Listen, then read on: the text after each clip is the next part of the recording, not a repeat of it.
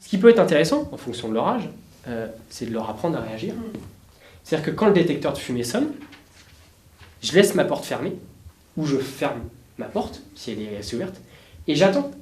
Les numéros d'urgence, est-ce que tout le monde les connaît? Alors aujourd'hui, on est au collège Guy-René Cadou à Ancenis. C'est le plus gros collège du département, il y a 100 personnels et 1000 élèves. C'est notre première action qu'on appelle IPCS. L'IPCS, c'est l'information préventive au comportement qui sauve, qui a vocation en fait à sensibiliser l'ensemble du personnel et une partie des élèves sur la prévention des risques. Et l'objectif étant que chacun en fait, puisse réagir face à un sinistre et les bons comportements en matière de prévention, mais aussi en matière d'actes réflexes en cas de sinistre. Voilà. Si je peux laisser le dos de ma main, ça veut dire quoi? Que le feu n'est pas immédiatement derrière la porte. Si je ne peux pas mettre la main, ça veut dire que le feu il est immédiatement derrière. L'objectif là, c'est bien d'éveiller chaque personne en fait à être acteur de sa propre sécurité. Et donc de préparer notre arrivée, que l'appel soit bien réalisé, que l'organisation par exemple de l'évacuation du collège soit bien réalisée. Mais au-delà de ça, que pour n'importe quel sinistre qu'il y a, chaque personne puisse réagir au mieux en attendant notre arrivée. En fin de compte, vous allez avoir 3 items très rapides à développer. Je suis à telle adresse, je vois ça, et nous avons déjà réalisé ça. Tant que vous avez l'opérateur qui vous pose des questions, prenez le temps de lui répondre. L'objectif de cette journée est double. La première chose, c'était de pouvoir former tous les personnels, enseignants, non-enseignants, d'accueil, d'entretien, ensemble.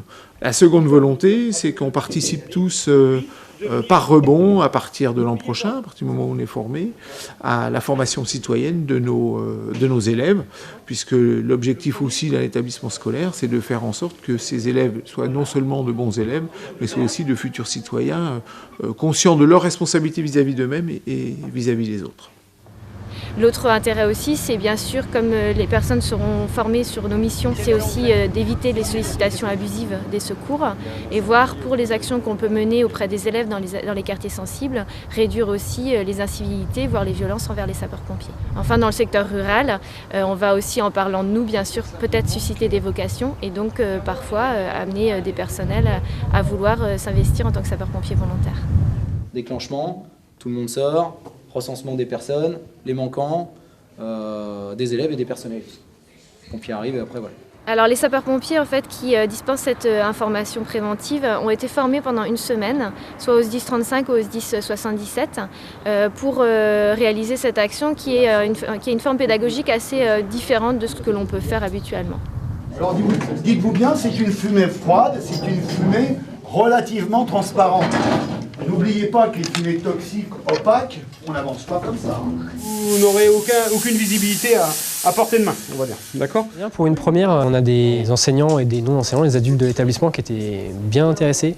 On a eu beaucoup de participation sur leur sécurité, sur leur établissement, et puis même d'un point de vue plus large au niveau du domicile.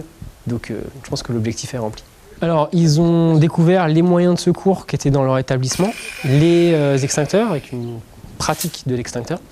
Et enfin, on fait des petits scénarios, des mises en scène, où on vient enfumer une pièce et puis faire des petites scénettes avec une victime, sans victime, et leur apprendre la manière de gérer cet incident. Première chose que vous avez faite. On est allé voir au bord en s'asseyant. Ok, vous allez voir. Donc il y avait personne, vous n'avez rien vu. Donc on a refermé la porte pour pas que la fumée s'échappe. Après on est allé voir dans les autres salles. Okay. Nous, sapeurs-pompiers, on a une véritable crédibilité, on a un vrai rôle d'acteur de secours et on a une expérience dans ce domaine-là et on se doit de le partager auprès du grand public qui, lui, n'est pas ignorant mais a des lacunes et manque d'informations. Et c'est super enrichissant d'aller au contact du public en dehors des interventions. C'est pour moi une mission à part entière du métier de sapeur-pompier. Alors les enfants, est-ce que vous savez pourquoi vous êtes là ce matin? Aider les professeurs. Très bien.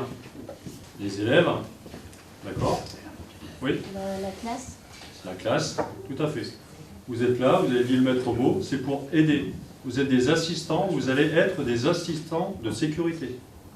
Alors en fait, il y a 6 assistants sécurité qui sont formés par classe, 6 élèves. Et leur rôle en fait c'est d'appuyer le professeur, l'enseignant, en cas de sinistre au sein de l'établissement scolaire, au sein du collège.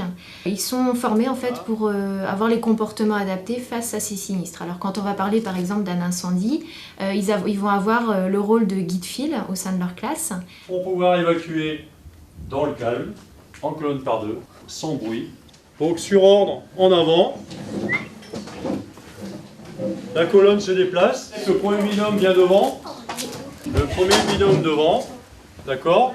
Les autres de la classe, là, vous vous levez. Vous descendez l'escalier de droite, là-bas, et vous allez vers le point de rassemblement. Ils vont toujours travailler en équipe, donc il y en aura 2 qui auront ce rôle de guide-file, et puis 4 autres qui vont avoir pour rôle d'assister d'autres élèves, ça peut être des élèves handicapés ou des élèves qui peuvent avoir fait un malaise ou autre, dans le cadre de l'évacuation incendie.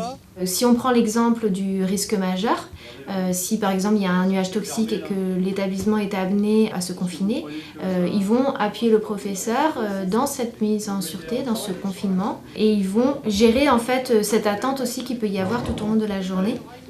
Et enfin, il y a un autre exemple que je peux vous donner, c'est si jamais en fait l'enseignant fait un malaise. Elle s'effondre, d'accord. Allez-y. Alors qu'est-ce qu'on fait face à une personne inconsciente? Si elle respire. Alors vas-y, on regarde si elle respire. Il va falloir en fait qu'ils agissent ensemble, en équipe, pour pouvoir aller chercher un autre adulte qui va appeler les secours, s'occuper de l'enseignant. Donc on ne va pas leur apprendre les gestes qui sauvent, parce qu'on n'a pas le temps en 2 heures bien sûr, mais par contre au moins apprendre à mettre sur le côté si l'adulte est inconscient. Et puis 2 autres qui vont devoir gérer la classe, gérer la panique éventuelle, bien garder les élèves dans la classe, éviter qu'ils évacuent ou qu'ils aillent s'éparpiller un peu n'importe où dans le couloir. Alors, pour être un bon assistant sécurité, il faut surtout être motivé par la fonction. Et puis, il faut aussi avoir envie d'expliquer ce que l'on a vu avec les pompiers à l'ensemble de sa classe. Parce qu'en fait, c'est un projet pédagogique au sein de l'établissement. Et avec le professeur, les élèves, assistants sécurité, vont à un moment donné devoir prendre la parole et expliquer à l'ensemble de la classe ce qu'ils ont appris pour que l'ensemble de la classe soit bien au courant du rôle de chacun en cas de déclenchement du plan particulier de mise en sûreté, d'une évacuation ou d'un sinistre quel qu'il soit. Tout ce qu'on va leur apprendre en tant qu'assistant sécurité va leur servir aussi à la maison. Quand on apprend à évacuer suite à un incendie dans un collège, le principe d'évacuation chez soi il est un peu le même. Pareil pour le risque majeur, on va parler du plan familial de mise en sûreté, qu'est-ce qui va se passer si jamais il y a une inondation, comment on doit réagir, quels sont les comportements qui sauvent, comment se mettre en sécurité. J'ai vu des sourires, j'ai vu des enfants attentifs pendant 2 heures, pas de décrochage, un petit peu de bavardage à droite à gauche, mais vite réglé, c'est des enfants qui sont jeunes. Il y a eu beaucoup de questions, j'ai vraiment noté un intérêt, et ça c'est quelque chose qui est important. Ces jeunes-là, c'est nos citoyens de demain, c'est les adultes de demain, c'est maintenant qu'il faut les former également à ça. Et on va compter aussi sur l'assistant sécurité pour parler à sa famille, à ses parents, autour de soi, de ce qu'il a appris, pour pouvoir être ambassadeur de cette prévention des risques auprès de son entourage.